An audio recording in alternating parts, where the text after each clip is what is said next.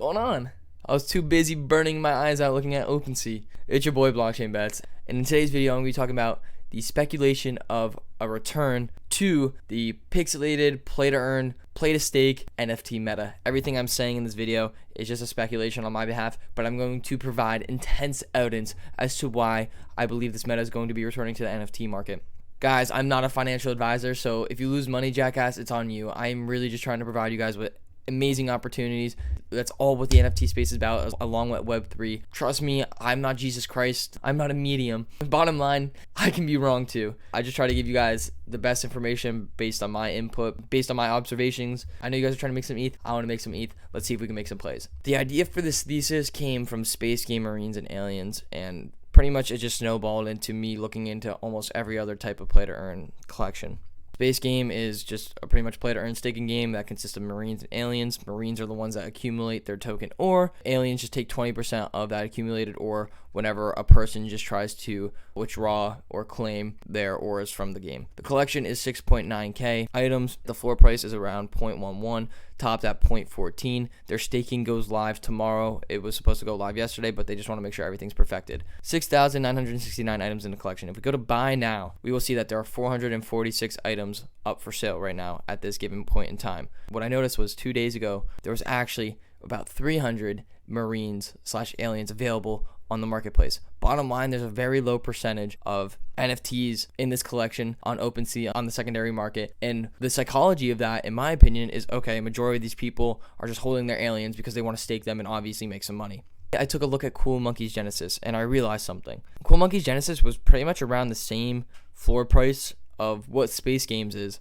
until they started to announce their play to earn, when we could see an actually heavy increase in their floor price. When they announced that you can stake, their plans for staking, their floor started to skyrocket. Going back at their collection as well, if we click buy now, you can also see that there's only 317 items left on the marketplace. When I see that, I also believe, hey, majority of the people in this project are staking, and because they're staking, it results in thinner floors on OpenSea. Thinner floors will result in a higher floor price because there's not as many NFTs blocking barriers between price levels.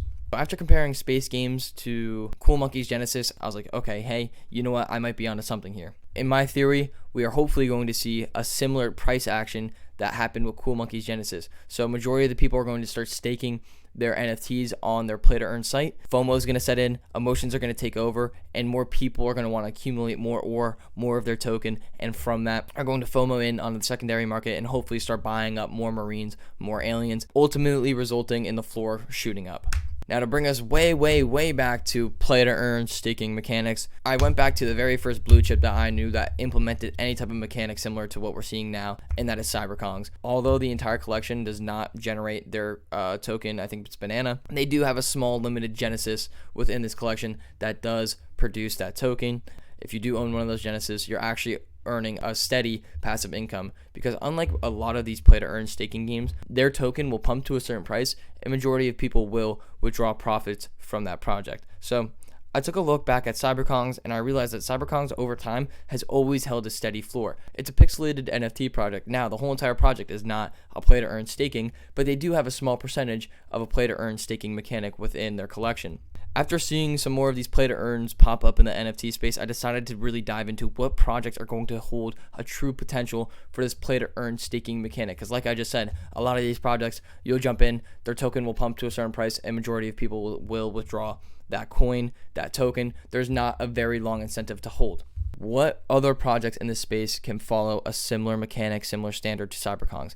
What other projects/play-to-earns can I look at in order to possibly make some gains and get ahead of this little NFT curve? I first looked to Project Gojira. It follows very similar mechanics, a very similar art style to CyberKongz. CyberKongz is a blue chip that has held value over time. If we take a look at Gojira activity, there is, obviously this is a lot of money and there's only 333. We're not going to see the amount of money or volume compared to other projects such as Bored Ape Yacht Club, Cool Cats, etc. But we do have room to see that with their future collection of a maximum supply of 3,333. I do not believe that the 3,333 are obviously going to produce the same value or same coin as their unique Genesis Gojira, but overall, I saw a very similar comparison between Gojira and CyberKongz, and they are both pixelated profile pictures and possibly play-to-earn staking projects.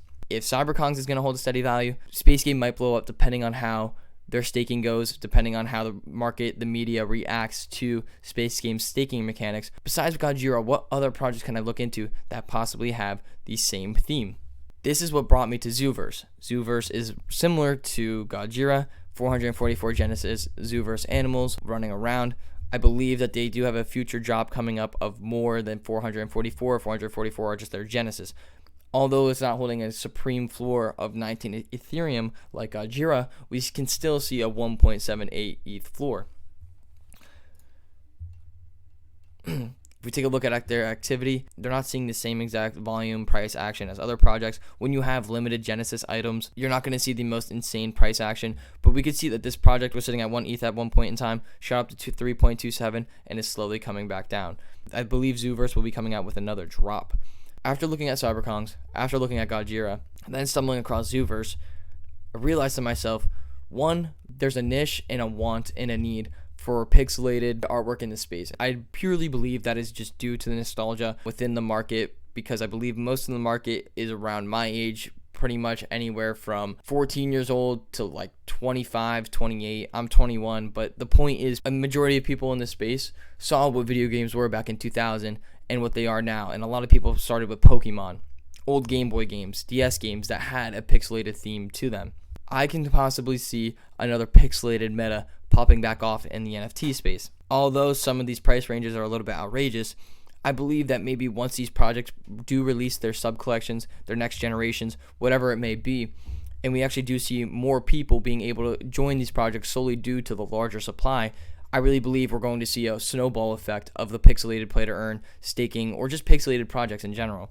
The last project that I want to talk about was actually brought to my attention yesterday is another Cyber Gorillas. Cyber Gorillas has been around for a little bit. Collection of 3,333 randomly generated cyber-themed gorillas, featuring 333 Genesis cyber gorillas amongst them, having been forged amongst an industrial smog, yada yada yada. We're seeing another small, limited supply, good ratio of owners, as well as a play-to-earn staking mechanic. The reason I want to talk about Cyber Gorillas is because Cyber Gorillas actually has a deflationary tokenomics, at least that's what I'm told. Yeah, Cyber Gorillas actually has scalability, utility, and deflationary mechanics. They have a better entry point at 0.33 ETH, unlike some of the other projects that I talked about. Once all these projects actually get the ball moving a little bit more in terms of their second generations, their tokenomics, staking mechanics, this is going to create a snowball effect again within the NFT market. For all of this, guys, I could be entirely, completely wrong, but in my eyes, I do understand that people do like pixelated artwork for some reason. I really enjoy pixelated artwork, and I can't tell you why.